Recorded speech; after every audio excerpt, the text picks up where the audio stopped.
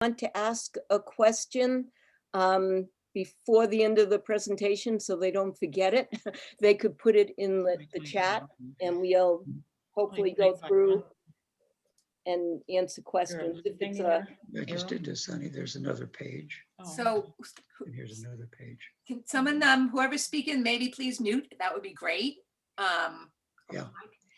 So I will also say down the bottom, I just put in the next 3 webinars. We also have 3 more scheduled after that, which is Camino Ignaciano, the Ignatian Way, that follows the footsteps of St. Ignatius from Loyola in Basque Country down to Manresa, which is outside of Barcelona. It's this will be the 500th year commemoration of his walk. It's very different from the Camino de Santiago, so it doesn't go anywhere near Camino de Santiago. And then we have what do you call that? Deconstructing, unpacking your Camino, what processes for when you return, and some of us plunge into the blues. The next one is we're going to have Stacy Wittig talk about the Wisconsin way they have created up in Wisconsin. I think those are the 3. Oh, planning.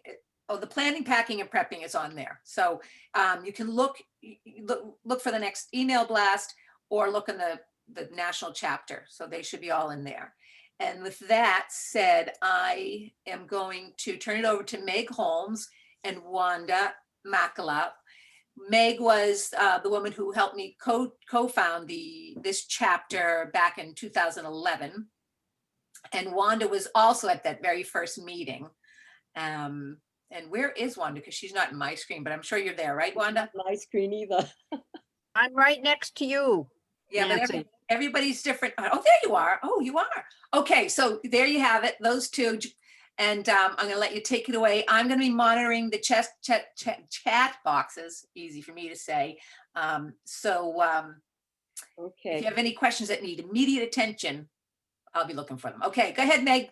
Okay, so I have to, and I'm not a web master here. I have to share screen, so bear with me for a little bit of time here. Hopefully this works. And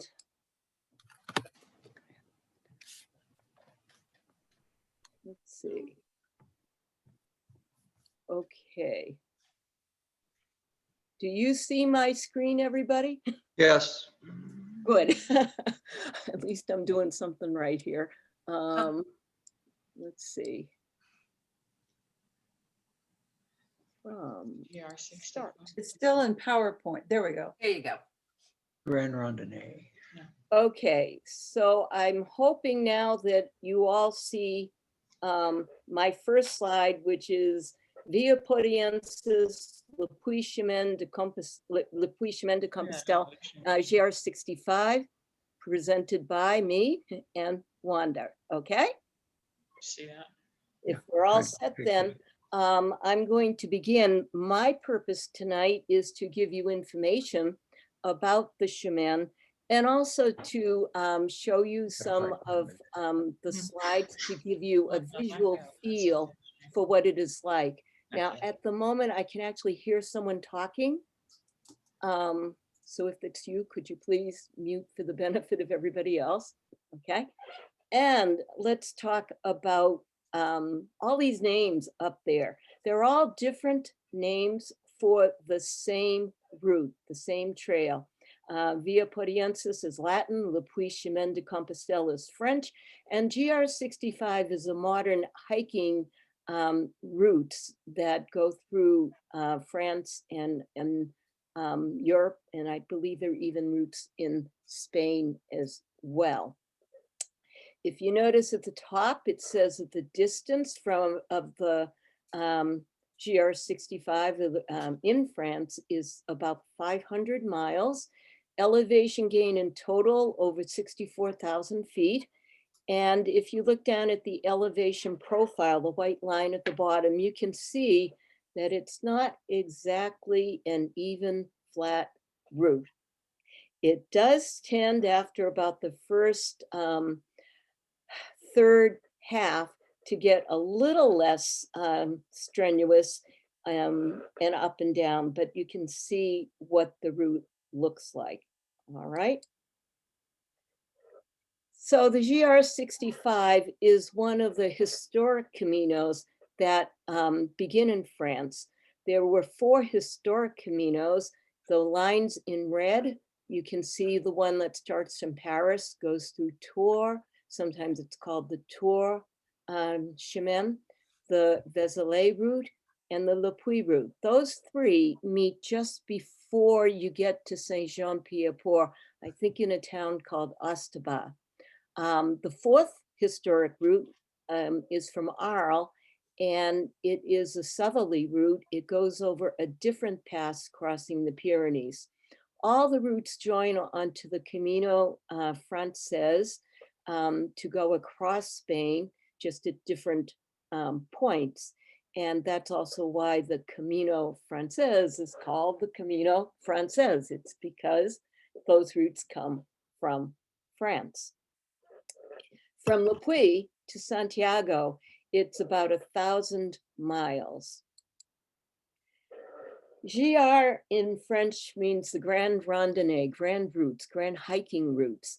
And waymarking on all the GR routes is standard. Now, if you were here when we did our Camino Angel talk, you heard Rob Forrester's story. It was about a problem he had with the standardization of the waymarks on the GRs and how a Camino Angel was able to help him. So I just wanted to point that out. Because this is also a chemin, a Camino, you will from time to time see the traditional waymarks for the Camino de Santiago. You don't see them as frequently, of course, as you will when you're on the Camino Frances. This is a map of the LePuy route. The GR 65, by the way, actually starts, I believe, in Geneva, Switzerland, so on the border of France and Switzerland. Most people, however, particularly in terms of doing a pilgrimage, seem to start in LePuy. There are some variants on the route. One goes via Rocamadour, and you can see the town at the top. Oh, my cursor works, okay. And there is another, the GR 651, which goes between Bedouin and Cahors.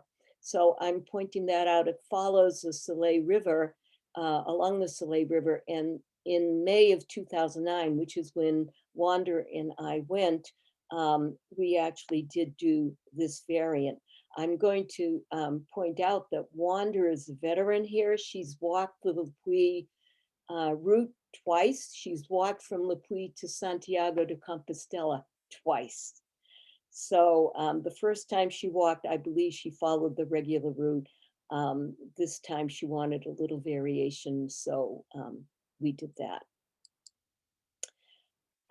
There are resources. I am not going to go into them now. You will see this window at the end of the presentation, and we'll leave it there so that you have time to write down information that you want. What I do want to point out is in the middle, a Facebook group or page, Camino Way of St. James, Via Poriense, Chemin de Puy-en-Velay, because Rob Forrester, who is here, is the moderator and the creator of this group.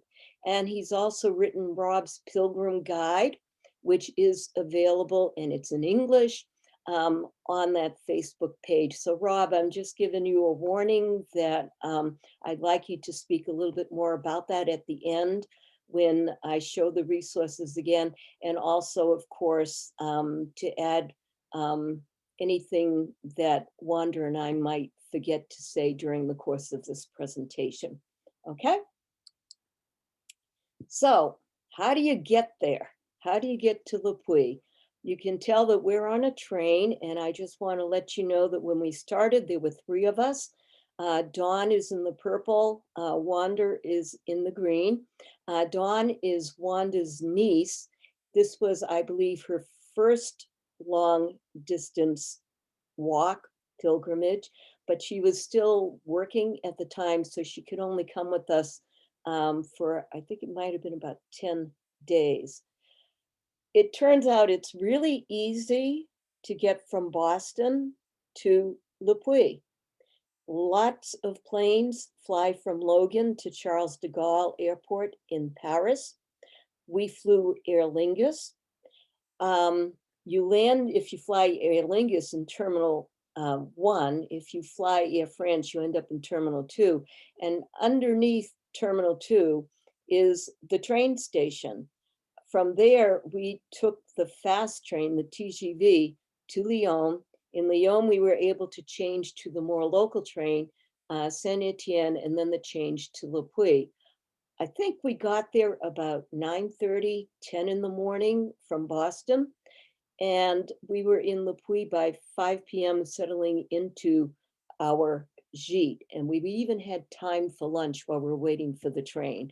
So, oh, and also in Terminal 2, there's a bank and an ATM. So you can get yourself well set up in one day and still be in Le Puy in time for supper. This is Le Puy-en-Velay. This is a cathedral. Geologically, it's on the southeastern central edge of the Massif Central. And in geologic times, it was a volcanic plate, a volcanic area. So the city is rather hilly. The cathedral is actually built on, it's like a hill, but I think it's volcanic in nature, or it was volcanic in nature. So you get quite a commanding view of the countryside. It is Le Puy, a historic site of its own. It is a pilgrimage site of its own. There are a lot of sites that you can visit. This statue of the Virgin Mary is kind of like the Statue of Liberty. You can actually go inside and climb up to the crown to look out. You can see what I mean by this volcanic type terrain. The Chapel of the Angels, the Chapel of St. Michael, is on that promontory, and you can climb, I don't know how many steps in order to get up there. It's well worth your time, and it's a good way to get over a little jet lag if you plan on spending a day exploring Le Puy. So our gîte is Le Grand Séminaire Saint-Georges. We chose it because it was near the cathedral. It is a very big place, and it's like in Albergay, but it does have private rooms and communal dinner. Now, you'll discover if you go on the Le Puy route that each gîte, like the albergays in Spain, each one is a little different, a little unique. Usually they're actually rather small and operated by a family.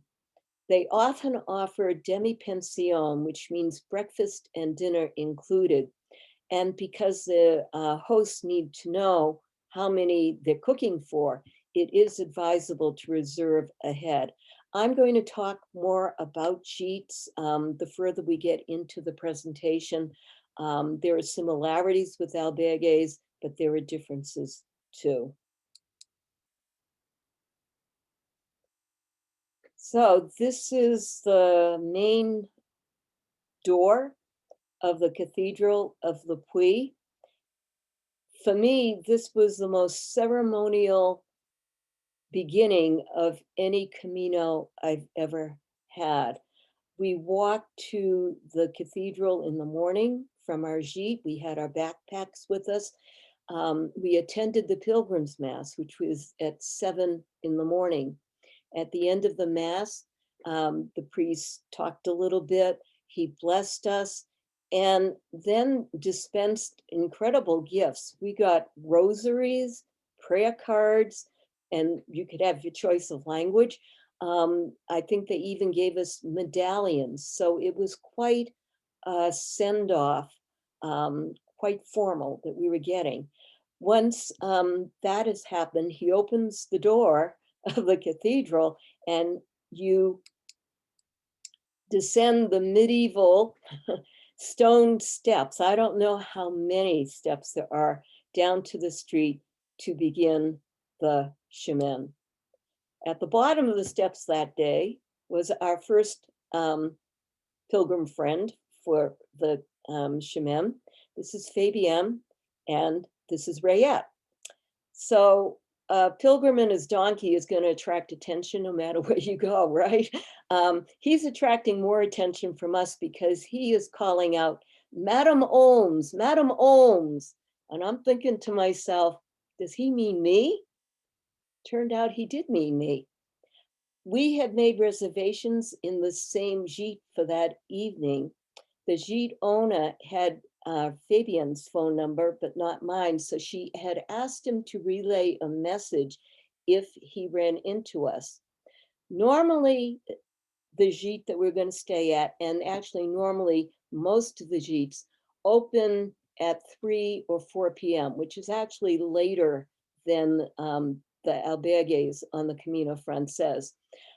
She was telling him to tell us that on this day, she was going to open a couple of hours early because of the weather. Well, we soon found out what that meant. It was windy, it was rainy, it was cold.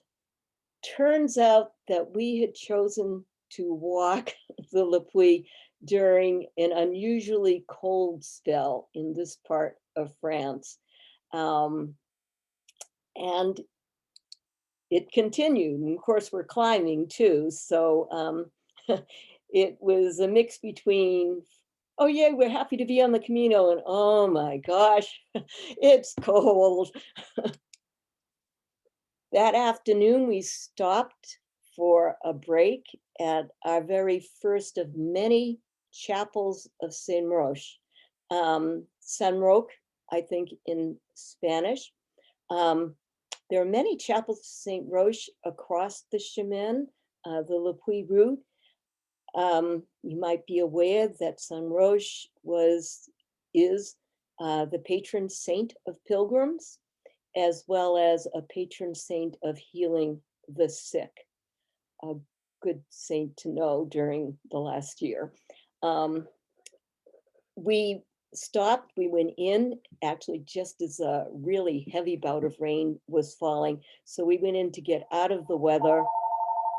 We went in to take a break. And I will tell you, at least from my experience, that one of the differences between the Camino Frances and the Chemin LePuy anyways, was that the chapels that we passed and the churches in the villages were always open. I did not find that to be the case of the churches on the Frances in Spain.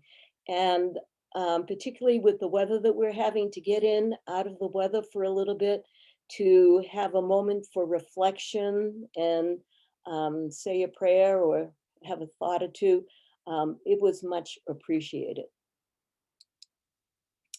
Continuing on the next day, you can see the rain disappeared, but the wind and the cold did not.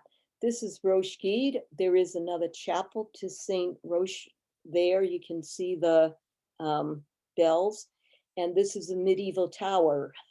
On the Chemin, you see a lot of medieval military defenses, towers.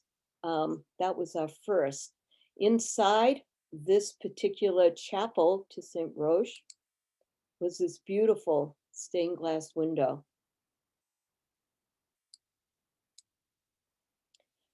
That night, our gîte was in Monastrell d'Allier. You have to cross the Dallier River in order to reach this little village. And the Allier is a tributary of the Loire River, which I'm sure you've heard of. By this time, we've discovered that another difference between the Française and the Chemin.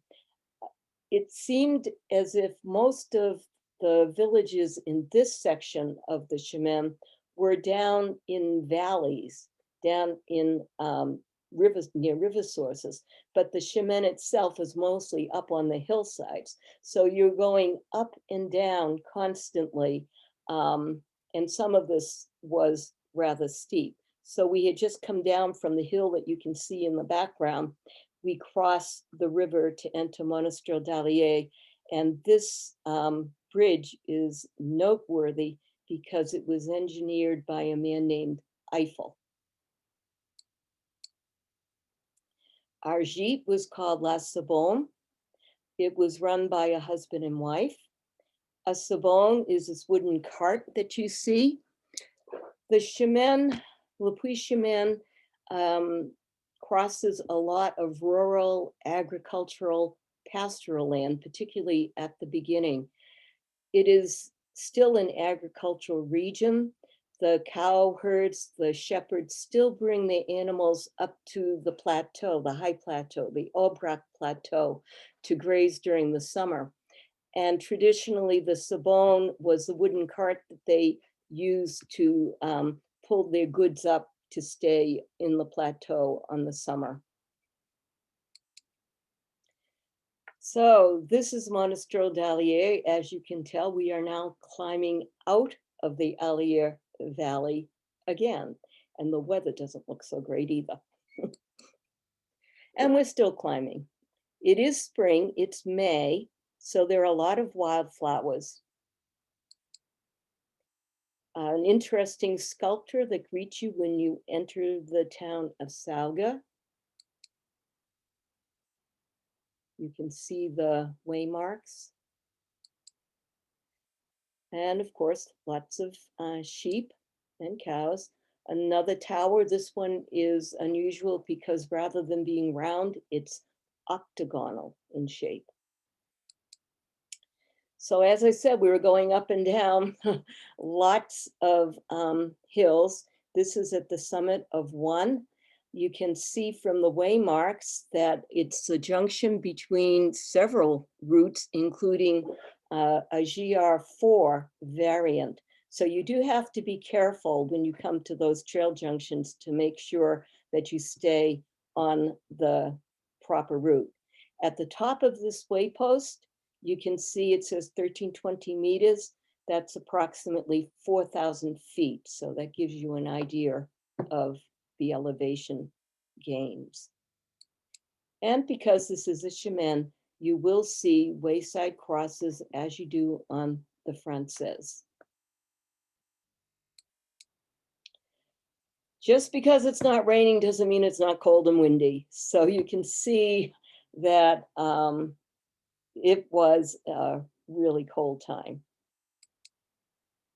But the weather, the rain at least dissipates, and we are reaching the Aubrac Plateau.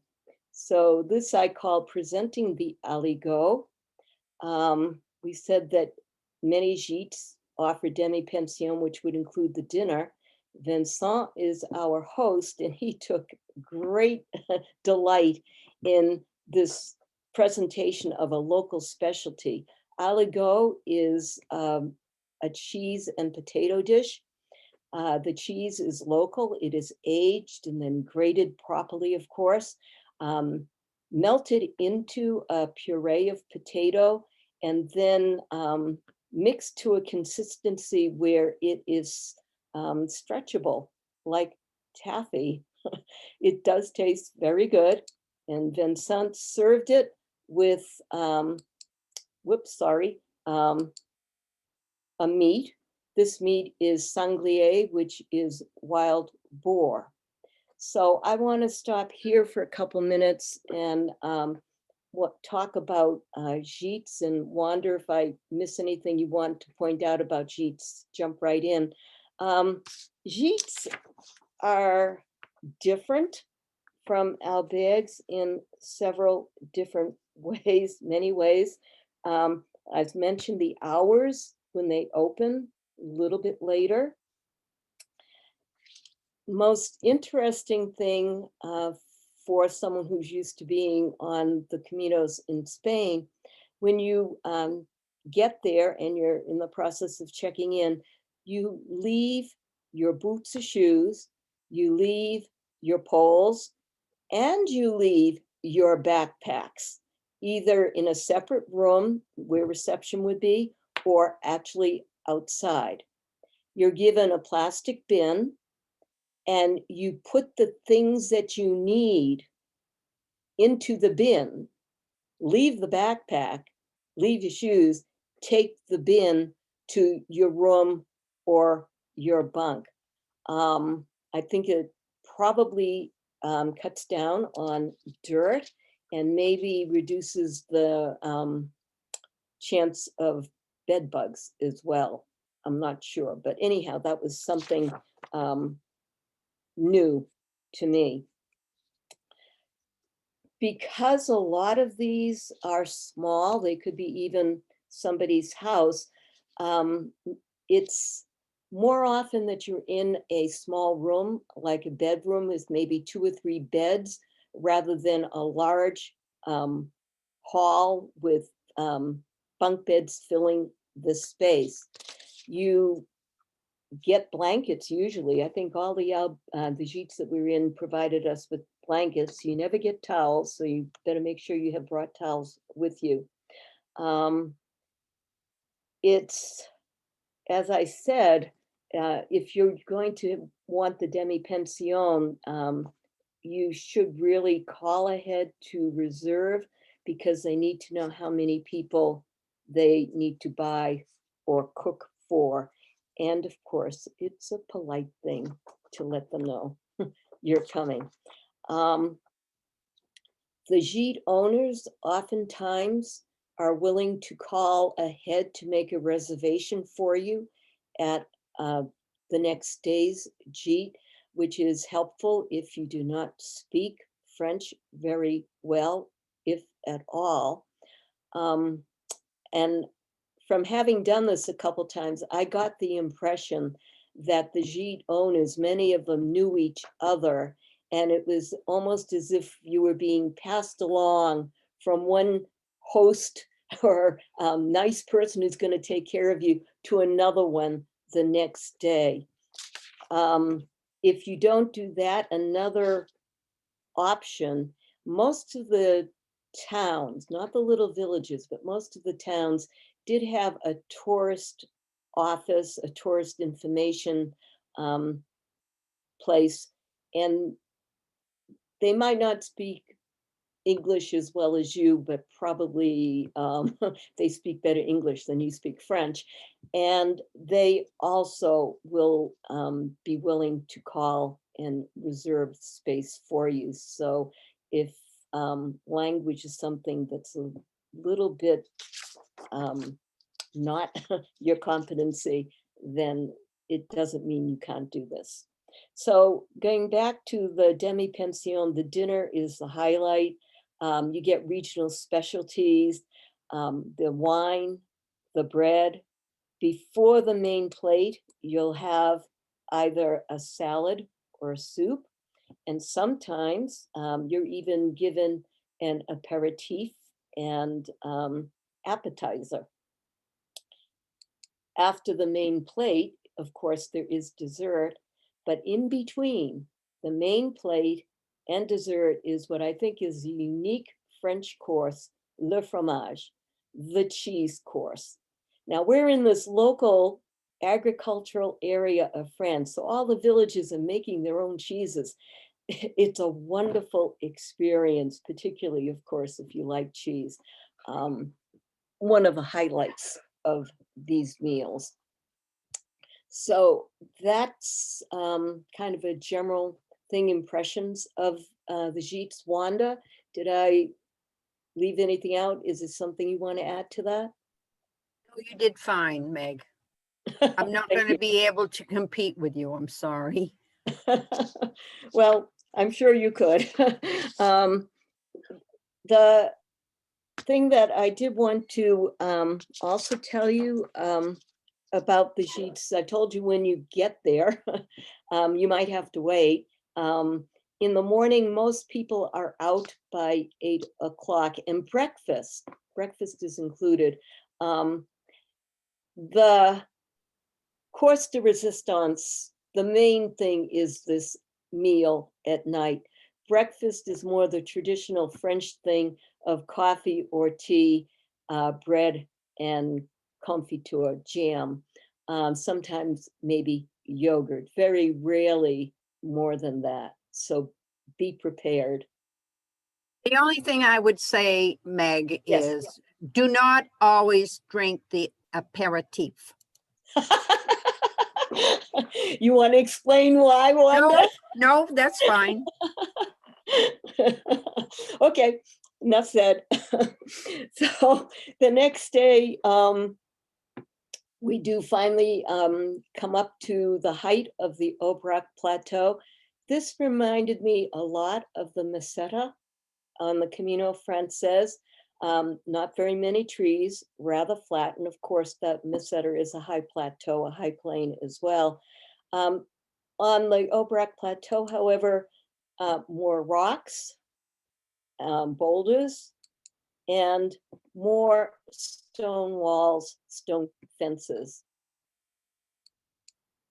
Sometimes we would pass a farm with the local cows, but most often crossing the Aubrac Plateau is like this.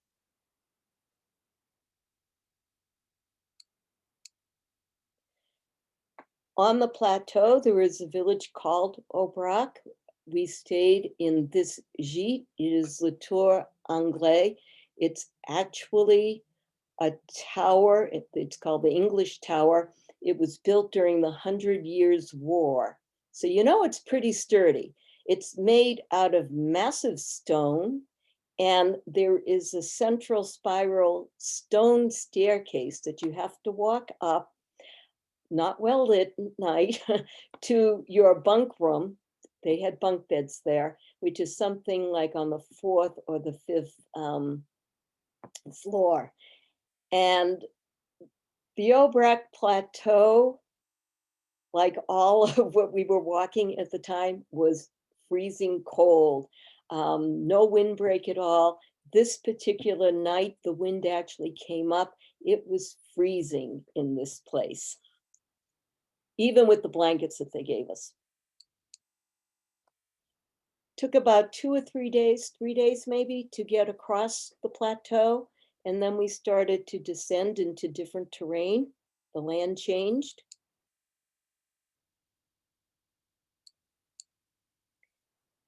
Poppies, like in Spain in spring. And we come to St. Comte d'Ault. It is noted for its church with the twisted spire. And inside, gorgeous contemporary stained glass. Well worth stopping to take a look. And you can see that finally there is some warmer weather, warm enough for my friends to be hiking in short sleeves and shorts. Leaving St. Comte, you have to cross Le Lot, the Lot River. And from here on, the Chemin, the LePuy route, intersects often with the river, like here in Espalion. In France, there are many villages that have earned the designation most beautiful village in France. Espalion is one of them.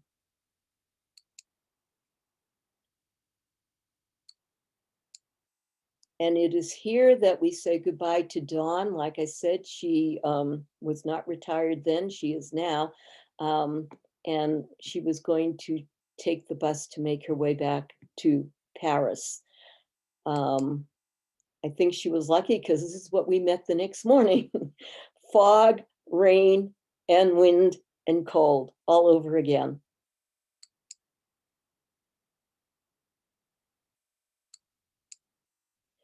By the time we reached Estang, we were pretty well drenched, not very happy hikers. This is a chateau of Estang. We were actually not going to stay in Estang. We were going to be staying further on, but off the route. So the gîte owner had told us to call when we reached Estang so he could give us directions on how to get there. We called and he said, why don't I just come and pick you up?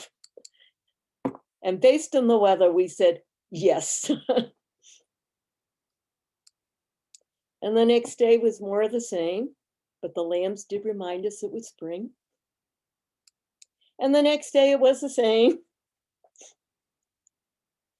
But on this day, we were heading to Conques. Conques is another pilgrimage site in its own right. The relics of Saint Foy are here. Conques is also noted in the world of the GR65 for its very steep descent down into the valley where the village is, and its equally difficult ascent climbing out. This is the Abbey of Conques. It is now a gîte. You can have regular gîte rooms or private rooms here, and they have a communal meal as well. And right next to it is the church. Now, a lot of hikers, and there are hikers on the Chemin, not just pilgrims, because it is a GR route. A lot of hikers in particular seem to end their hike in Conques. There is transportation available.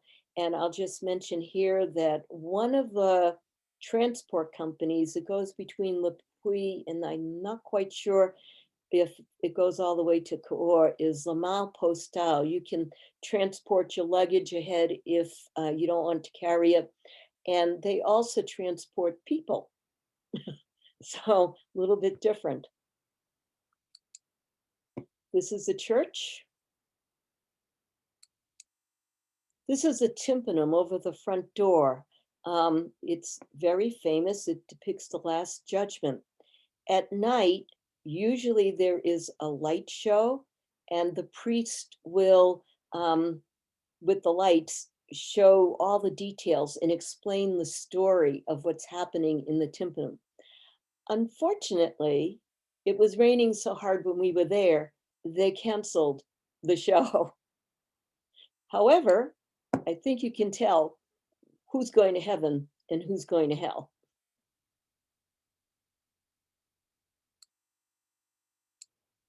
We did go inside the church, has very unusual stained glass.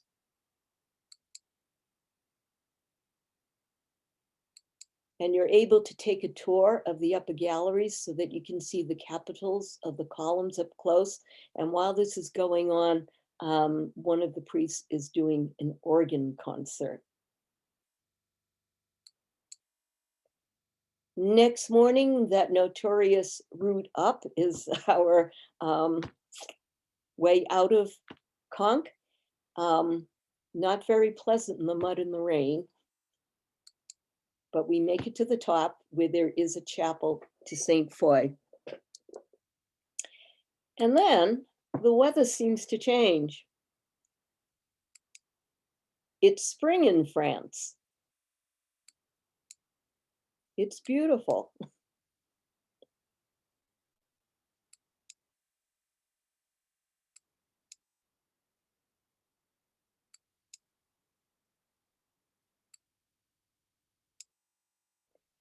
And we come to the junction with the GR651, the Soleil River variant. It starts in the Soleil River Valley. You can see it's very agricultural. The crops are just beginning to grow. It's wooded, wildflowers. These are wild orchids, we were told. You go past a couple of villages. This is Espagnac. And the next morning when we leave Espagnac, you can see in the background, there's Wanda in her blue poncho, so you can tell what the weather was like. We quickly discover that the GR 651 really doesn't go along the river valley.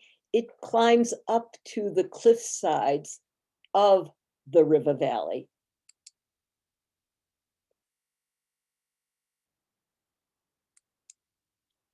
And then we discover that there are cliff dwellings along the way. Some of them go back to medieval times, 100 Years' War. There's even like a ghost town of these. Some of them are more modern and clearly still lived in.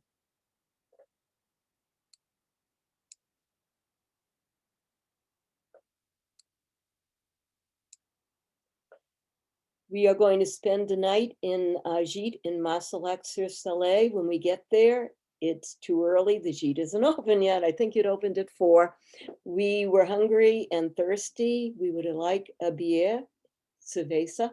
So we went down into the village. The only thing open was this little épicerie. They're very nice owners. They had beer and food. Local cheese. And if you notice, it says Le Chèvre de Saint-Jacques. And across from there is the ruins of the Abbey of Marcillac, which was built between the 9th and 16th century.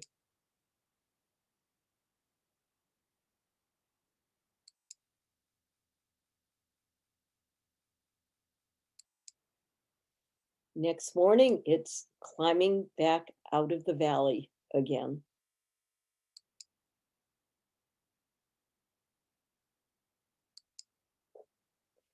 Along this stretch of the chemin up there on the cliffs, there were these green snails. In fact, there were so many of them, we had to be really careful where we stepped because otherwise we'd actually step on them.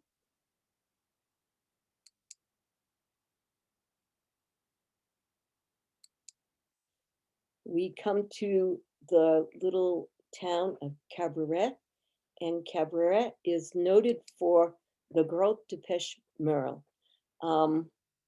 Some of you probably are aware that there are prehistoric caves in both France and Spain. Several of them have prehistoric cave paintings. Most of them are not open to the public. The Grotte de Pêche Merle is open to the public, and you actually can go inside and see the original prehistoric paintings. It is amazing when you look at these and realize that they're 30,000 years old. Incredible. And on we go. By the way, we had a really good meal in Cabaret. We crossed River Loire to Bouzy, and we're walking along it for a little bit. It's very pretty to walk along, even in the rain. And now we're winding down my part of the chemin. I am going to stop in Cahors. I have to catch the train in Cahors back to Paris. I'm supposed to be attending my 50th college reunion. So we walk along the River Loire. Cahors is on the River Loire. We're looking for the Gite, the papillon vert, the green butterfly. Now, I've actually bought my ticket, a train ticket ahead of time, and we've reached Cahors a day early. So Wanda stays and has a rest day with me so we can explore Cahors together. And I won't tell you about the bottle of wine, but I will tell you that it's a beautiful cathedral there.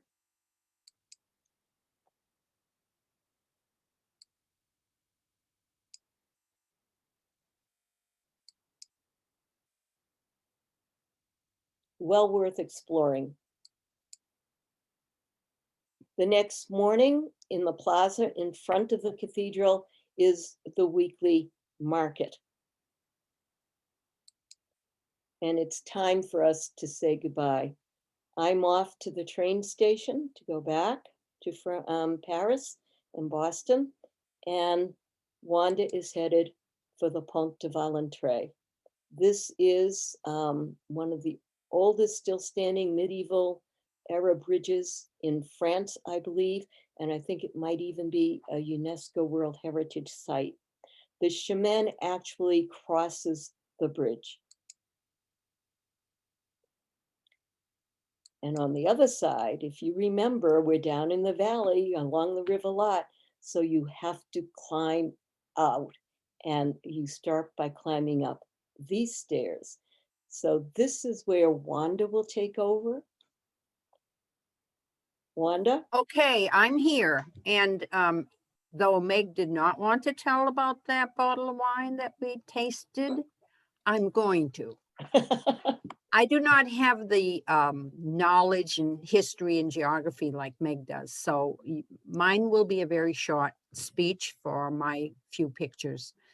When we were on our day off in Ka'oa, we went to this store that ships wines all over the countries. And Meg had asked very nicely if we could have a wine tasting. And this lovely young lady opened one of the most expensive wines there was in the store for us to taste. And I thank you for that, Meg. It was Anyway, good. it was. As we leave Tell me Ka'oa, when to advance. pardon me? Tell me when to advance the slide. You can go ahead for a minute anyway. You can stop there. When we go out of Ka'oa, is a very, very steep climb up, and it's going up steps kind of, and you feel like you're going to fall right over backwards and end up in the river. And the first time I did it, I thought, oh my gosh, I am petrified, and heights do not bother me. But once you get on the top, you get a different type of countryside. It kind of levels off, and all your steepness seems to have been left behind from LePuy to Ka'oa. This is one of the signposts that we saw, and well, I didn't see that alternative route, Bill. Sorry, I wished I had. There are so many different signposts and flags and arrows and whatnot, but this one I thought was very nice. Okay, Meg. Here is one of these little stone houses that's built on a stone wall, and it's a really neat picture of architecture that they did over there. How many years ago, I don't know. Click it. On the way, and you don't find it often, but there are different houses that will put out food for pilgrims going along the way. This one had lovely meats and drinks and everything is donativo. You give what you want, and it's in a place where you really need something at that point in time. So you look forward to those. Go. Here's another statue of the Virgin Mary in one of the towns I visited. Go. These are some of the steps that you see. There are a lot of woods and a lot of forest walking, which I thoroughly enjoyed because you have the solitude. You can listen to the animals and the birds sing. And if you like to have quiet, you certainly can have it there. Go ahead, Meg. And here's another part of a trail. It's really nice walking over in France. I truly enjoy it, probably more than Spain because of the solitude, I think. And I like being in the woods and in the dirt paths. Okay. Here's another little sign that gives you the mileage that I have left to go. This was the first time I have ever walked solo, which I was a little bit nervous when Meg left, but I managed fine because you're never alone if you don't want to be. And you meet such wonderful people. Go. In this town, and I can't remember what town it is right now, but this was one of the doors and it looked like the people that stayed there put the handprints all over it. And I loved, this was in Lizert, and I loved seeing all the different doors as you walk through the little villages. Okay, this is one of the streets in Lizert, and there, when you go through these villages, it looks like they would never get a car down in between them, but they're nice to go through, and you see all the different doors and windows, and it's just a lot of fun. Here's another door, another barn door. They look like barn doors to me, but I know they're not. And here's the farmlands that stand out. And on the hillside, and I believe that is coming into Lizert, is the city on the hill. Another picture of a different trail, very quiet. And this is what they call, I believe it's a choreo in Spain, but I'm not sure what they call them in France. But it was one of the larger ones that I had seen, and it was not as elongated as the ones in Spain. So it was well above the ground.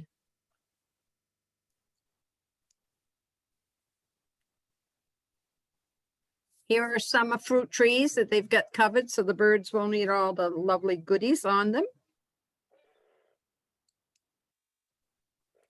This is just as I was leaving Moisac, and I stayed at Altrea, where I had stayed in previous time, and that has been sold by Rom and his wife, and they've gone back to Ireland, which I will miss that. It's a beautiful walk. It's all tree lined on the left-hand side, and the boats will be on the right-hand side. And as you go along, you will see, click that, Meg.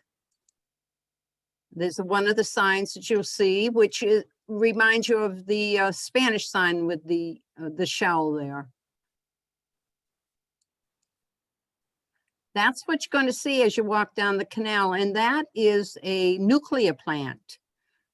And I had never seen one of those before, and it was kind of scary, I guess, to me to think that there's one so close to all those towns. Okay. This is going through Overlaw. Now, when I stayed in Moisac at Altrea, Rom had asked me where I was going to stay when I got to Overlaw, and I said that I wanted to stay at the place where the elderly couple ran a gîte. And he said, well, the lady had fallen and broken her hip, but he said, I want you to try out a place for me. And so I said, okay. And he said, let me know what you think of it. So I'd like to give him business, but if it's not great, he said, I'll hesitate a little. So I did. I went there and stayed. And there's a wonderful young man, probably early 30s, all by himself. And there was probably 7 or 8 of us that night at his place. And about 9:30 in the evening, a taxi pulled up, and the taxi dropped off 3 ladies that were definitely not pilgrims. And I believe they weren't even hikers. And they came into the room I was in where there were bunk beds, and they were muttering wicked about how bad it was and the whole bit. And one tried to climb on the top bunk and she almost fell, and then they got laughing. Well, anyway, the next morning I'm up early and I'm out having breakfast outside, and can't tell you what the fella's name was right now, but he was so hospitable. And the taxi came up, so he went in and he got the ladies who he had helped with all their luggage and whatnot the night before. And down they came, and he helped them in the cab, and the cab closed the doors and off they went. And he looked at me and he said, Jesus. And I But I got laughing and he walked away and he went into the house and I'm still sitting there drinking my tea or whatever it was. Came back out again and he said, Jesus Christ. And the two of us got laughing so hard, but you had to be there to enjoy it. He had the patience of a saint. Anyway, go ahead. Onions. This is great to see those growing, and I wanted to pick some, but you don't do that when you're in somebody else's house. Okay. And this was a sign that caught my attention, and I did stay in this little town and it was quite nice, but I had never heard of a restaurant called that. Go ahead. And this is the cathedral in Latour. And I thought it was very, very pretty. They have so many small churches that I tried to stop in most of them. And then they have these lovely cathedrals that are just, you hate to miss them because they're just a work of art. And the gardens that you see as you're walking through these towns are just beautiful. People really take a lot of pride in their gardens. And this was one that just took my eye. This is one of the cats I saw sitting in a tree. I just couldn't resist taking her picture, his picture. This here archway is going into La Ramure. You see a lot of these in different towns, and I think they're quite unique.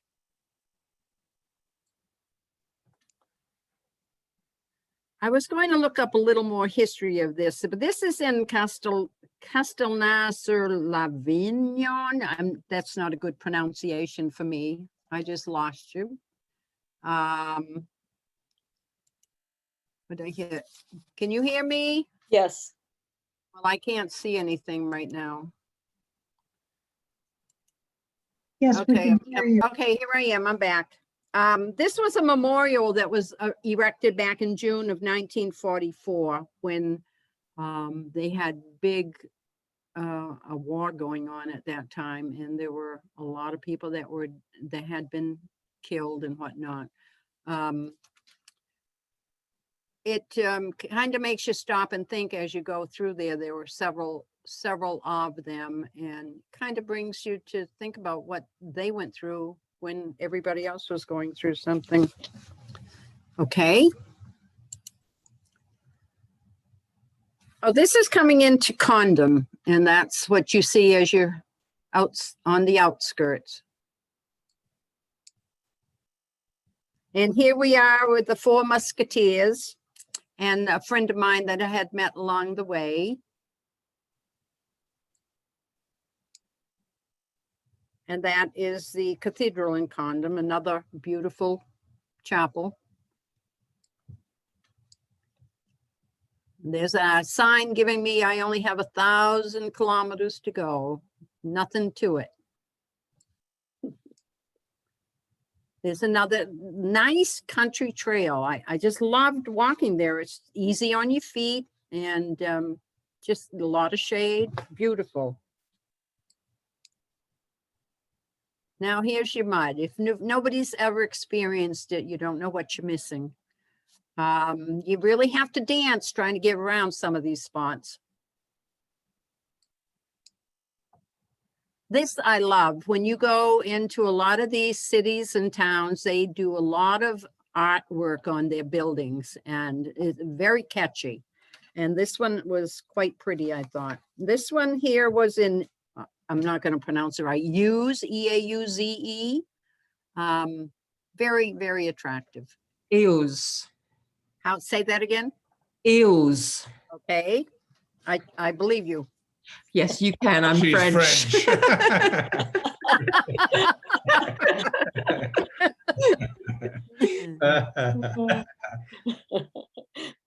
And they have the most beautiful cows there. The first time I did the LePuy to Santiago, I had just missed the parade that they have where they put the garlands around their necks and they trot them up into the fields and whatnot. But they're so beautiful. You just can't help but take pictures of all these beautiful animals. And that was one of them. Just some cairns that I saw along the way out in the country. Here is the church in, I'm going to kill this, Air-sur-la-Dour. I love the archway as you went into it. It was just a neat place. And the beautiful farm horses. The one on the left was so speckled, he just stood out to me.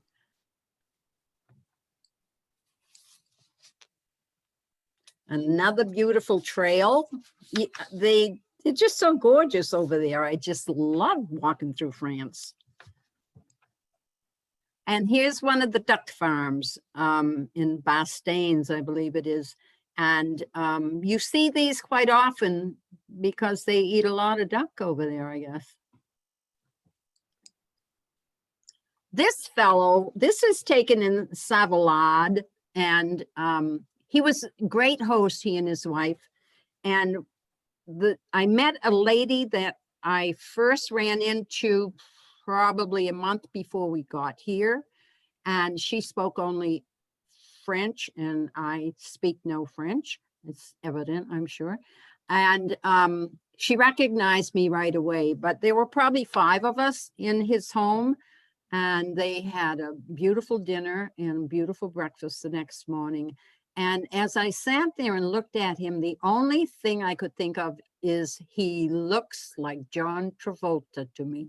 And we had a young fellow there, and I looked at him and I said, he reminds me of John Travolta. Well, the poor kid got laughing so hard. And this fellow got up and he decided he was going to dance for us. And so he did. But it was a great place to stay.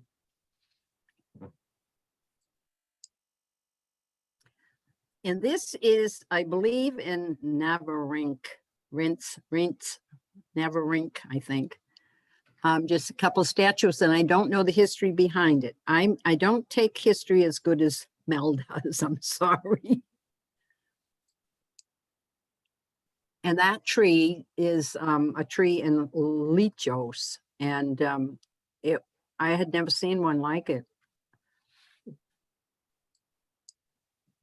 All right, now we're nearing the Pyrenees, and I had just come out of a small chapel, and I was walking down the road, and I met this fellow gentleman coming towards me, and he nodded and said, "Bonjour, madame," and I said, "Hello, bonjour," and he went his way, and I went my way, and you can move that one, Meg. And so I was continued walking, and I hit part of this trail, and I kept going. And eventually, as I went around the corner, you can hit that again, Meg. We went through this nice thing. All right, next.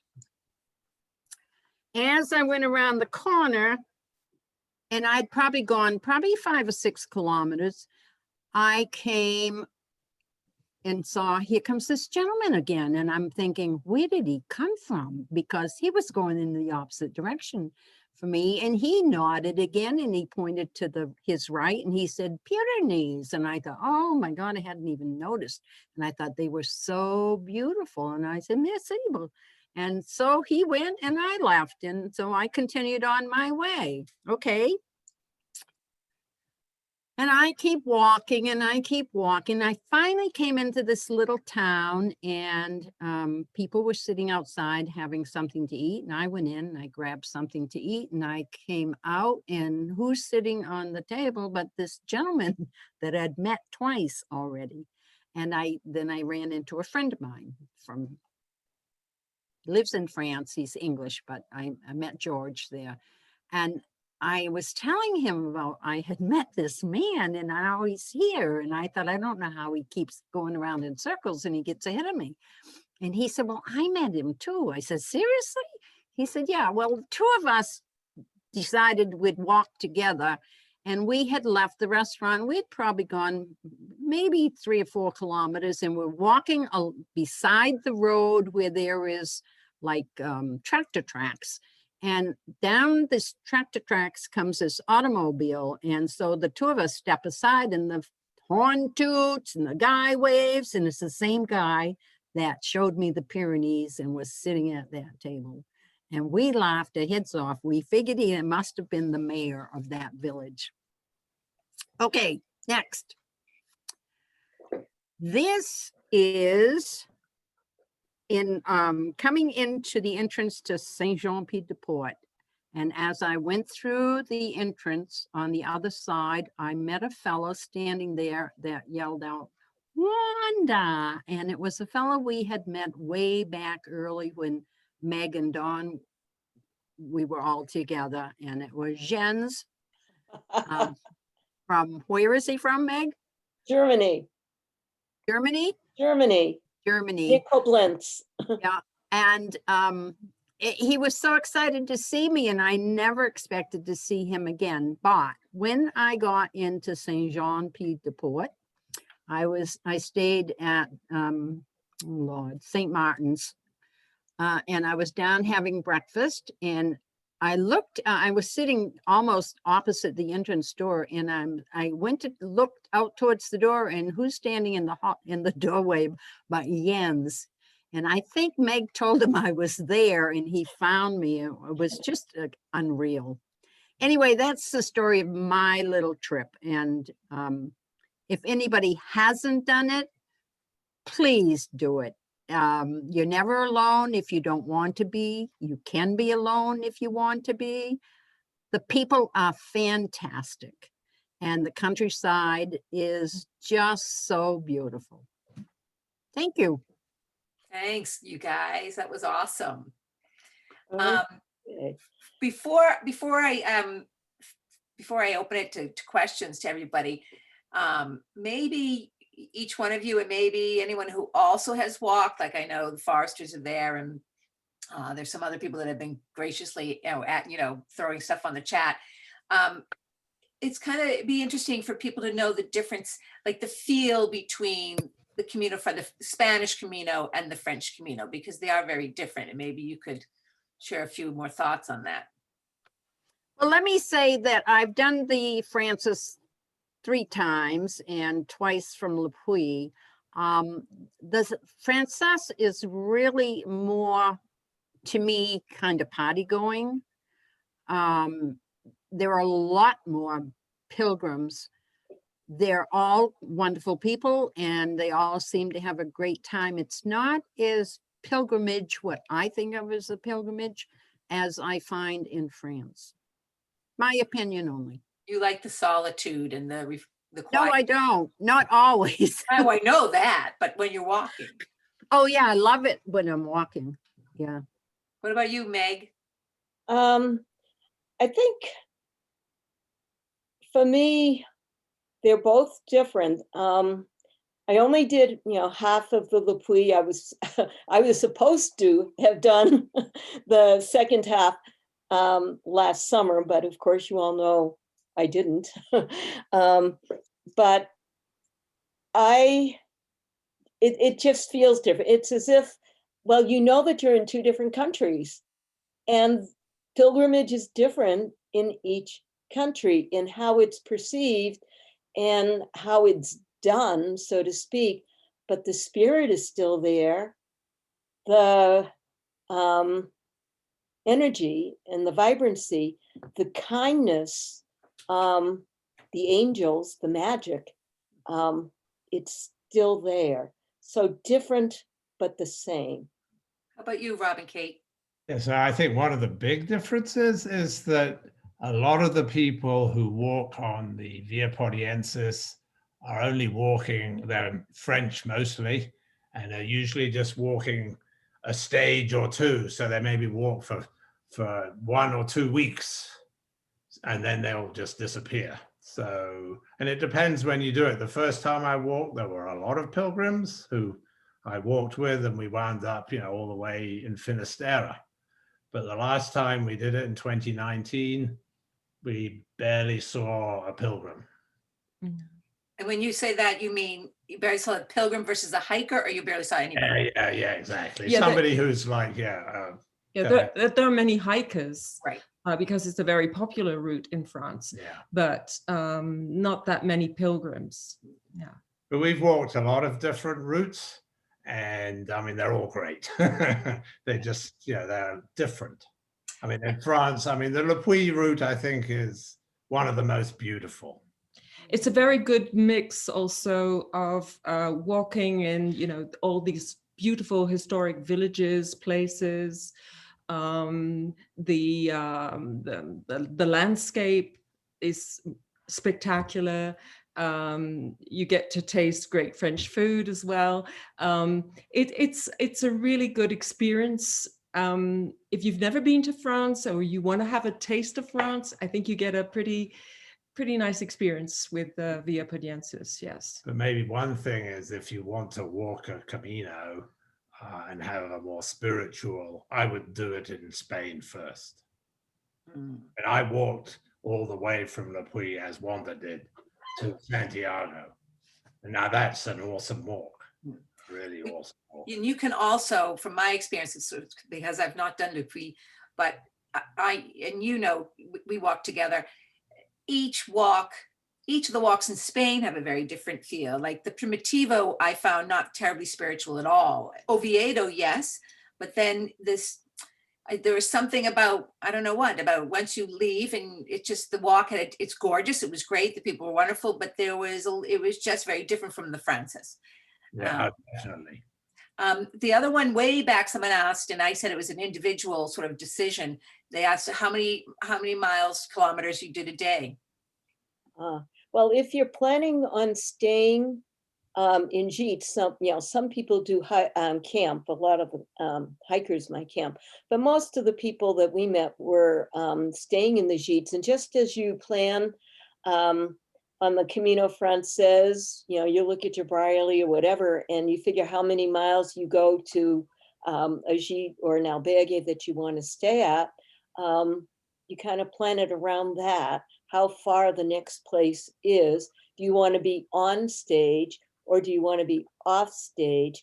And then your own personal, how far can you walk comfortably and still enjoy what you're doing? And, a lot of people walk faster than I might. I walk to enjoy what I do. I stop and I take pictures if I want to take pictures.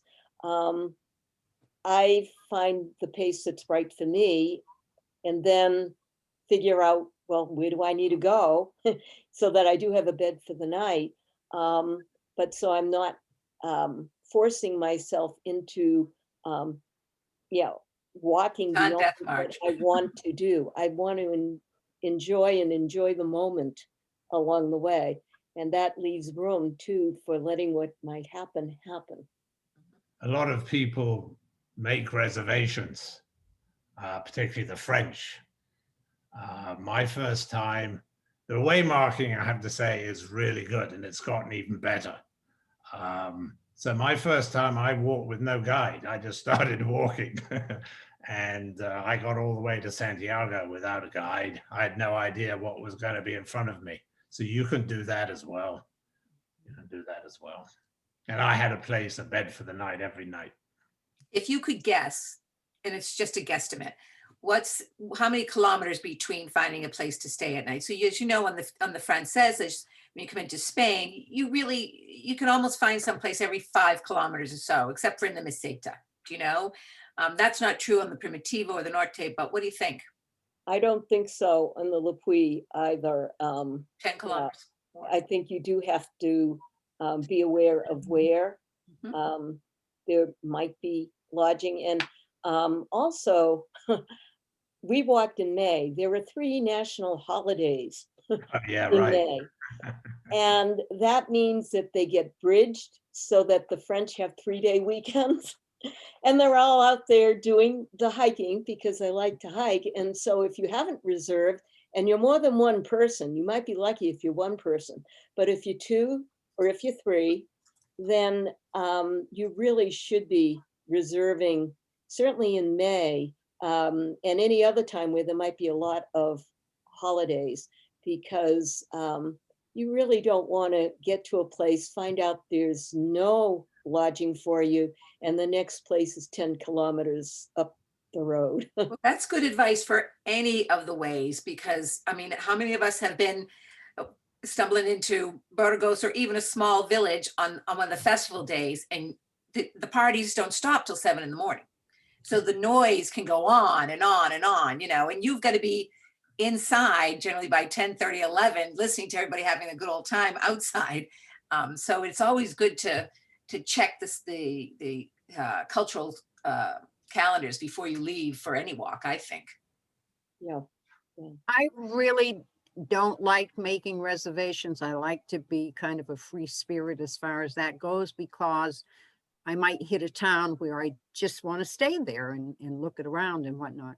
But when I was walking with Meg and Dawn, because the three of us, we did make reservations, but the day that Meg left, I walked and I thought, well, here I go. I hope I find a place tonight. And I did that for the majority of the time, but there were times when I had to make a reservation as I was forewarned. And that's when I made a reservation. I never made a reservation in Spain, whether it was on the Norte or whether it was on the Frances. I never made a reservation. Forewarned by whom, Wanda? Pardon me? Who were you forewarned by? But the people in where I was staying in the Jeep, Oh, okay. they would tell me you should make a reservation here because either they were on vacation, and like Robert said, unlike the Francis where everybody is walking almost the whole route, in France it's entirely different. You have people that might walk a week and then they'll come back another year or another month. Everybody is not doing the same as I was. So when they knew that, okay, she's a walker and she's got a destination along the way. So they would recommend you need to make a reservation. This is a time that there is either something going on or a holy day or whatever. So that's how I did it after Meg and Dawn left. And generally speaking, you don't really need to make a reservation more than a day in advance. True, yeah. And I sometimes also- even the morning. Yeah, even the morning. I also like the gîte communal, you know, the lower down the pecking order where you cook your own food. Those were fun and quite interesting. And the sort of basic convents where there was food, but it was, you know, it wasn't the lovely cheese plate. We sort of alternated, but there wasn't much competition for the gîte communal.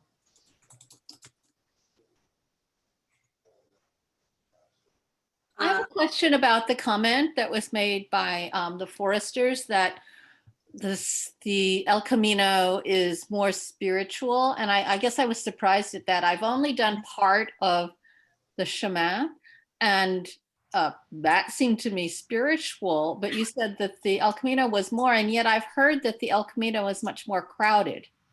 So in what way was it more spiritual, I guess is my question. Well, the people you're walking with, I guess.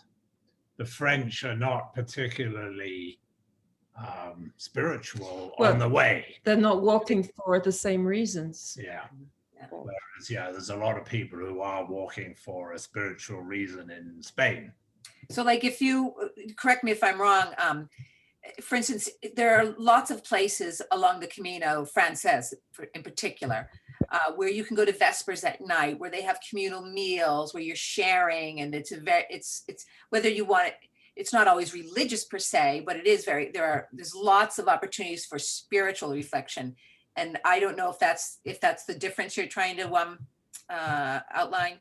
Well, so I mean, one of the things about the LePuy route is a fantastic number and variety of crosses all along the way. There's some really great ones and lots of nice, really nice little chapels. The chance to go to a service is not as great. It's kind of rare. That was like the Primitivo. I thought there were no chapels open, no services anywhere. no one ever really sang Buen Camino except for the pilgrims to each other. The chapels are all open in France. Right. And one tip too is for water. If you ever need water, go into the churchyard. Right, And then the always cemetery. faucet, and it's always good water.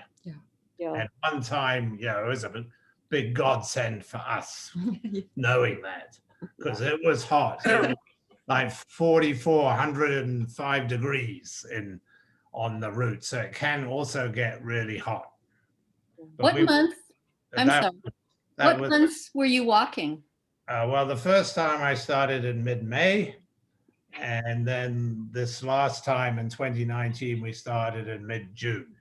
So we were in Moissac, which it was really hot. Yeah. But It when was hot. when I was walking the first time, I used a lightweight sleeping bag. So earlier in the year, it's not a bad thing, even with the blankets, to have a lightweight sleeping bag with you. Wanda, what month did you walk your first one? May? All of them have been in May that I began, except for the Norte, which I started in mid-June, I think it was. Okay, anyone else with questions? could, Unmute. I was Sorry. just gonna say, could we say a little bit about the resources that I've got on the screen? Is that okay? Sure. Okay, so language, if you want a guidebook, you do need to be aware the most popular guide is Miam Miam Dodo, but it's in French only. It's updated and published every year. I think the new one just came out. A couple years ago, I believe they started an app, and the app does have English. I have not used the app, so I can't vouch for that. The Lightfoot Guide was published in 2016. It is in English. Alison Raju, I think is how her name is pronounced. She's like similar to Briley. She's been around longer than Briley, I think. She just recently passed away, but in 2018, she wrote her guidebook, LePuy to the Pyrenees. And then there's the little Michelin handy dandy map book. It's basically maps with elevation and a couple of the gîtes where you can stay, and it is multilingual. Then I did want, Rob, if you don't mind, to make, you publicize, if you'd like, your Facebook and your Pilgrim's Guide. Yeah, so in 2013, I started the Facebook group. And at the same time, I put together a guide only really, it's a listing that gives you all the distances between every single community, gives you the cumulative distance, the name of the community, the facilities, and I list the least expensive gîtes. The last time I put it out was 2019. I'm going to redo it this year. It's a lot of work. Yeah. It's available for free on the group. So I And post. a couple of tips is ATMs. So this is a cash economy still. So it's best to walk with like 500 euros. There aren't so many ATMs, and when you find them, sometimes they aren't working. So when you see one, it's always a good idea to just top up. And So all the ATMs are listed on my guide. And it's a little bit, it's considerably, well, noticeably more expensive than Spain. Oh, yeah, yeah. Yeah, I mean, it's going to cost you demi-pension, 35 euros a night. At least, At yeah, least. yeah. Yeah. It was more like 38 when we walked in 2019. But if you stay in the communals, and there's quite a decent number of communals, you can do it. It's more like 12 euros. And there are gîtes. I mean, I've stayed in a lot of gîtes where I didn't eat the meal, and you can stay for, they're not so keen on that anymore. but you could stay for $12 to $15 the night. Oh, But if you don't order the demi pension, it's about Yeah, 12 to 15 some euros. places you can do it, yeah. Yeah, they give you the different rates in the guidebooks. And usually they do tell you without demi pension, with just breakfast, they give you a whole range. But I would say unless you really want to carry your own food and you're prepared or find a place that you can cook, I would go with the cultural experience because it's really good food and it's part of the culture. You meet, you get to talk with the French, and there's that interaction over food that is just part of the French way of eating, I think. So I would plan a little bit more money and go for the experience, particularly if you're not going to be going back every year and you want to make the most of it. You can, in the biggest cities, maybe opt not for the demi pension or maybe just one night, because of course there are restaurants and other places that you might want to try. But a lot of these little villages, the only place you're actually going to be able to eat is in the gîte. Exactly. So you have to be aware of where you're going and what might be available as well. Rob's guide is good for telling you if there's a grocery store and varying other things, although sometimes we did find that they weren't open when we got there. Oh yeah, no, they close in the afternoon. And So- Mondays and other days. Yeah. So Miam Dodo is the most favored guide with the people in our group. There's about 4,500 who have joined now. It's a great group to join. I don't want to toot the horn or anything, but people, like, you ask any question and probably 20 people will pile in and give you all the answers you could possibly imagine. It's a really, really nice group. So it's like Ivar's or Ivar's forum. Well, but this is like real time. So you ask a question and you'll get an answer tomorrow or this evening. Yeah. And there are people all over the world who are participating. It's quite active. I noticed, Yes, it is. And your listings are terrific for every little town as you go through and what's available. I carry that with me when I go to France. I noticed that that Brierley has a 2020 guide from LePuy now. Oh, His first one. oh, He's turning into a Camino oligarch. That's going to make it a Camino. But there is no real English guide the Raju guide is not a great guide, I do have to say. I hadn't looked at it. I did bring the Lightfoot guide with me because it was in English. But Wanda had the Miam, and the Michelin is actually a pretty handy little thing. Yeah, I think we use I that. like the Michelin. It's good. You get a good overview, but Yeah. it doesn't help you with doesn't help- places to stay. No, there's only like 3 or 4 listed per stage. Yeah, that's true. So- Other questions Yeah, or I have a question. where? Yeah. Fran, it's Fran. So the skeleton in the closet, when is it going to be safe to do this? And since those of us who are dreaming and maybe hope to do it in the fall, maybe, I mean, none of us know how long this vaccine is going to last. And what if we find that we really have serious health needs along this route? Where do we go? How big? The towns look very small. Well, you do go through some big towns. Cahors, Moissac, Figeac are big towns. And you're not that far away from a town.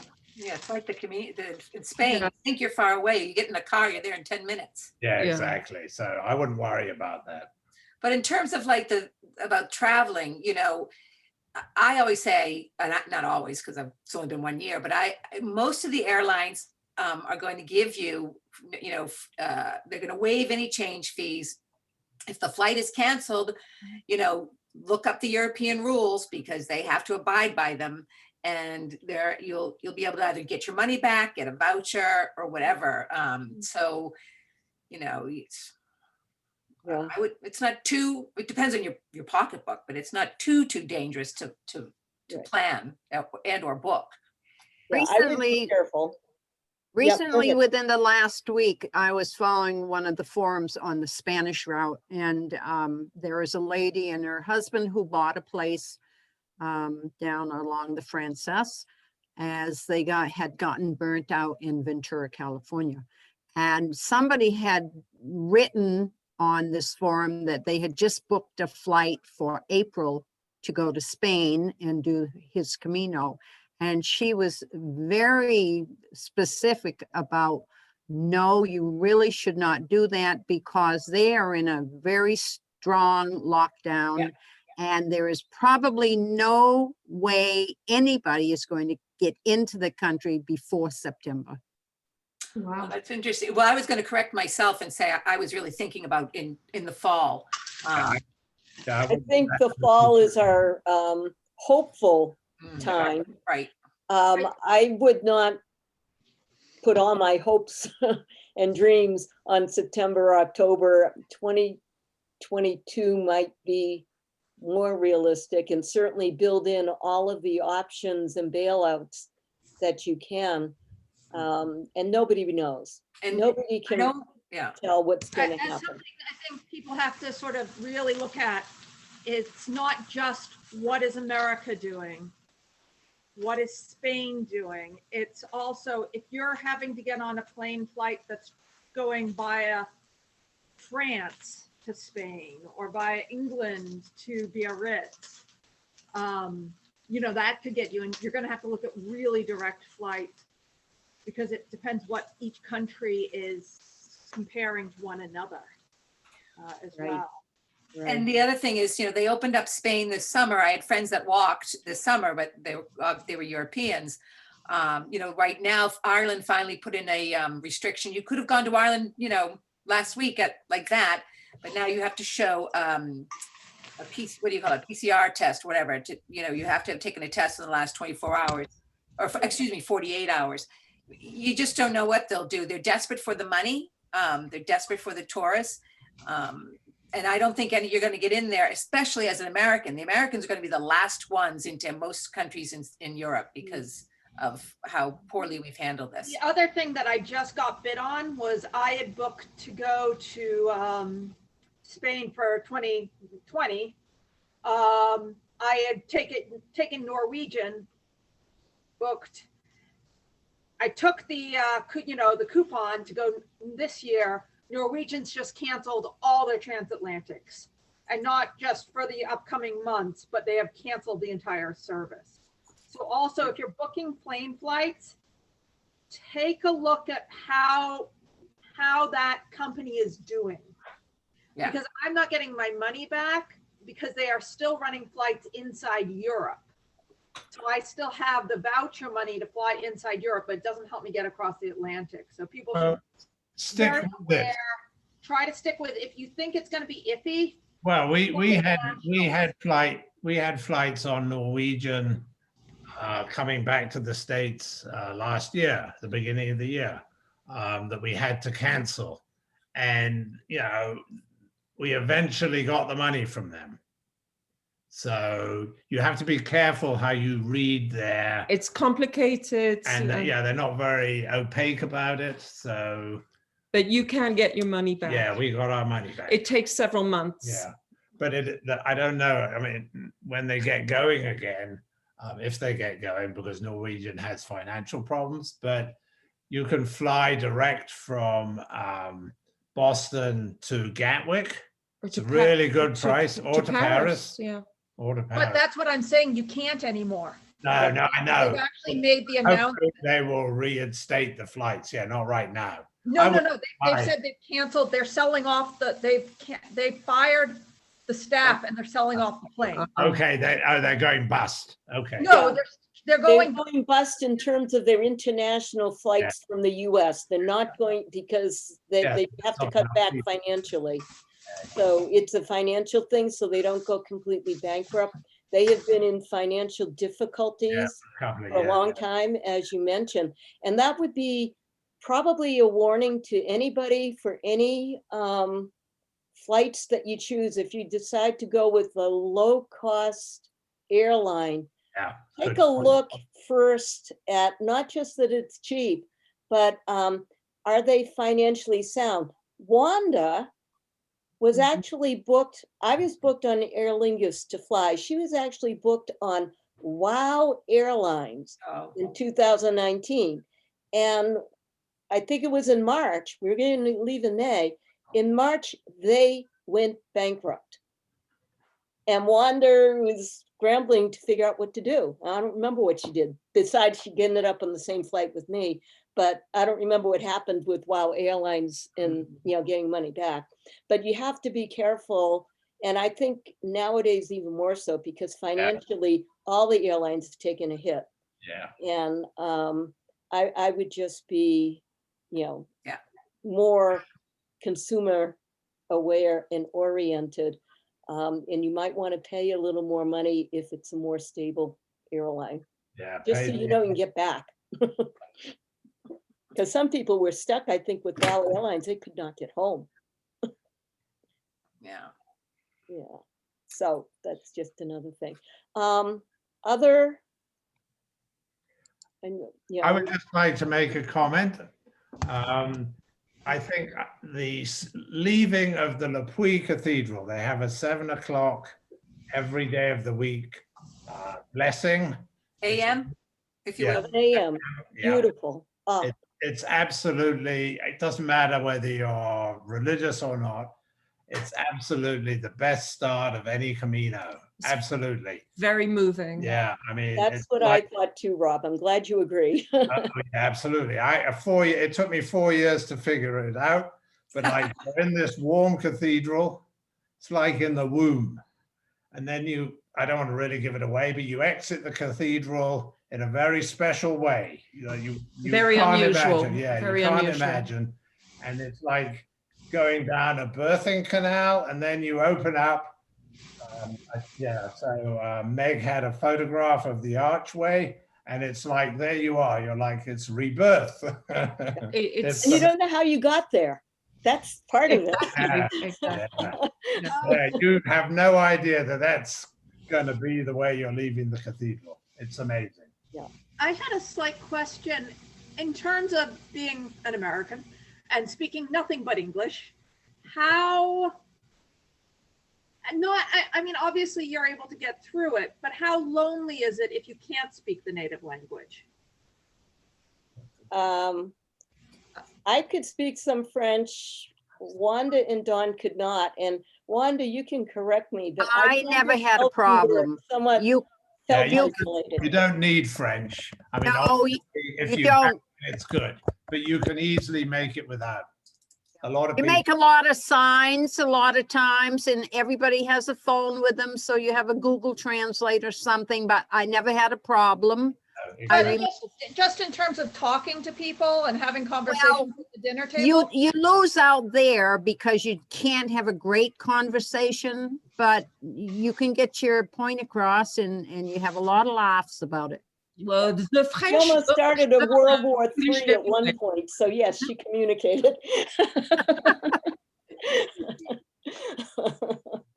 Oh, I stayed at one place where the couple spoke no English, entirely French, and I spoke no French. I only speak English, no other language. And we got along beautifully. She could understand what I wanted, and I knew what she was trying to say to me, and it was just a lovely time. Yeah. I sort of think that we met many more people than you guys. I mean, that we did from LePuy to Figeac, but we would walk with people from all over Yeah, the country. And it wasn't nearly as quiet as in your photos, that most of my photos are you know, with 3 people in them and different stories. And Well, it sure is. What month did you walk, Chris? That was May. You know, we always incorporate Memorial Day. So maybe just a tad later, May to the beginning of June. And the other thing I'd say is I got burnt with Air France because there was one more step when I booked the ticket on Air France. I had to confirm something. So I thought it was paid and done. And when we arrived at Charles de Gaulle to go on, we hadn't got a ticket. And that was pretty terrible. So one time we went by train like you did, but the trains were all on strike. So we were stranded with no trains and rented a car. And the next time we had to take a later flight and arrived. And there was just no way to get where we were going. So we had to go into a Lebanese takeaway and they did delivery and they delivered us instead of food at 10 o'clock at night. So that is one thing that you have to be aware of, particularly with France. They love to go on strike. Yeah. And so you do need to be prepared. And they've been having a lot of demonstrations as well on the weekends, because I keep on getting these warnings about not going into Paris and some of the other cities on the weekends. So they're, but the thing is, they've always gone on strike. You know, I don't, sometimes they warn you. In Spain, they have a couple times when I was going, they post the dates of their strikes ahead so you know when you shouldn't go. But I haven't seen that necessarily so often in France, but there are possibilities for air strikes, air controller strikes, train strikes in particular. They often strike just at the beginning of school holidays. That's when you'll have the most strikes in France. So you have to know when the school holidays are in France. But so if you go in June, if you go in May, June, September, generally they won't be striking then. They'll strike in early July, for example. August, pretty hard strikes, yeah. Oh, that's good to know. I'm wondering why all of you seem to have gone in May. I've gone the end of August, both in the Portuguese and the and Francais, and I love that season. So is there a particular time that people have gone in May other than their personal schedules? The fall is great too. The fall is great too. A lot of people walk, you know, September, October, a lot of people then. But I love the wildflowers in Europe and I love the spring in Europe, but I really love the fall in this country. So it seems, that's why I do it. In July and August, it can be very hot on the LePuy route. Sure. I've walked from mid-July to mid-August. That was my very first Camino, was the LePuy route. And it was a very hot Camino, so. But still, it's a nice time to walk then. It is, yeah. I just like to make a shout out to Pam Roberts, who is a moderator of our group. I know she doesn't live in Boston, but she joined us. So hi, Pam. I was wondering. Hi, Robert. Is Pamela with all this knowledge? Thank you, Pamela, because you were. Do you go by Pam? I just didn't. Pam. But you're putting all the right answers in there. Oh, I thought they were right. I'm like, oh, this gal knows her stuff. Yeah. Pam is a great moderator, and I just discovered she's Pam. I've asked her several times, are you Pam or Pamela? But now I know. Hi, Pam.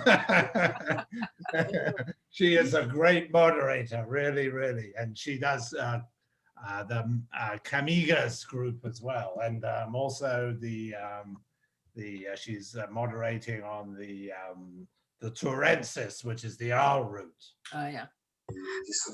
Oh, well, Meg, can you stop sharing your screen and then we can see everyone? Just one moment though. Pam Roberts, I didn't realize you were on. I would love to personally just thank you for all the help that you've given me. You're probably not even aware of the help you've given me on the forum, but also some of you might notice on my screen, I have a little speaker thing there. One of the things about the French Chemin, and also the French, the Camino Frances. The unofficial Pilgrim's Anthem is Ultrea, Oh, yeah. the French version. And after I heard it somewhere, I don't remember what, I think I posted a question. Well, gee, I'd love to get a copy. How do I get that? Where is it? Can I find it? Where can I buy it? And Pam Roberts, you directed me to how to get an MP3, and that's what I have at the bottom of the screen. So before I unshare, I would like to play that if you don't mind listening. Yeah, It's about a minute and a half. I first learned it actually in Tosantos in Spain. And it was kind of funny to hear a French anthem being sung and being taught in Spain. But I've heard it many times. We sang it going up the Frances to Osobrero in the fog, and it was kind of one darn neat experience to sing just the refrain.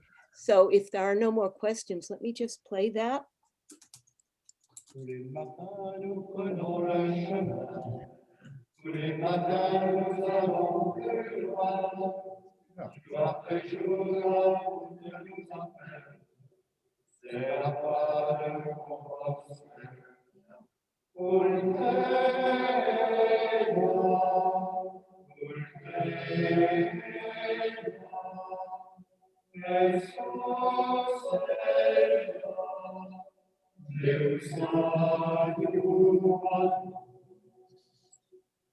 Chemin de terre, chemin de foi, voyez les lèvres de l'Europe, la voie lactée de chemin de gloire, c'est le chemin de tous les jardins.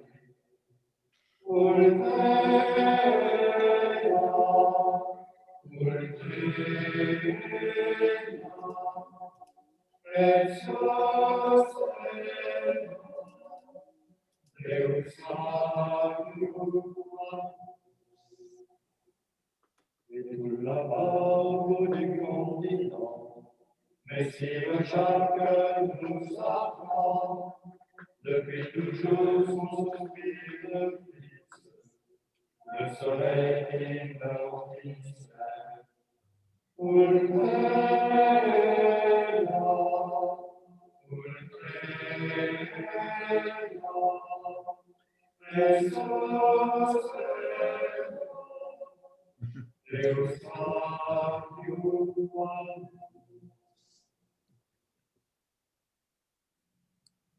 Awesome.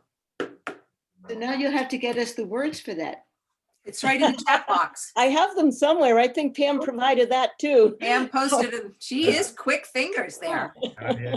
Well, Where is Pam? Yeah, where is Pam? I'd love to see. Oh, Pamela, but no face. Oh well.